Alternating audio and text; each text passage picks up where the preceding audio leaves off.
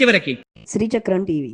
ఏ తల్లి అనంతకోటి బ్రహ్మాండములు నిండి నిబిడీకృతపై పరమశివుని యొక్క ఇల్లాలైందో అటువంటి తల్లి తనకి కుమార్తెగా పుడితే ఆ వైభవాన్ని గుర్తెరగలేక ఆవిడ్ని కూతురుగా విడిచిపెట్టుకున్నాడు. ఆ తల్లి ఒక్క మాట అంది చిట్ట చివర, అగ్నిగుండంలో ప్రవేశించింది. ఎవ్వరూ కూడా చిట్ట చివర శరీరాన్ని త్యాగం చేసేసే ముందు అప్పుడు అబద్ధం చెప్పవలసినటువంటి అవసరం ఎవరికీ ఉండదు కదండి. అప్పుడు సత్యమే పలుకుతారు. అంతకన్నా సత్యమే ఉండాలి. ఆ తల్లి ఒక మాట చెప్పింది, తెలిసి తెలియక దక్ష నువ్వు ఒక ఘోరమైనటువంటి పని చేశావు. ఏమిటి నువ్వు చేసినటువంటి?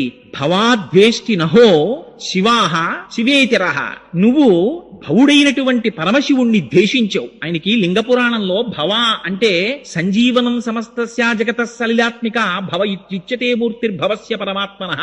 ఆయన నీటి రూపాన్ని పొంది ఈ సమస్త జగత్తుని నిలబెడుతున్నాడు పరమశివుడు. నీరు లేకపోతే ఈ జగత్తు లేదు. అటువంటి పరమశివుణ్ణి, అటువంటి మంగళప్రదమైన మూర్తి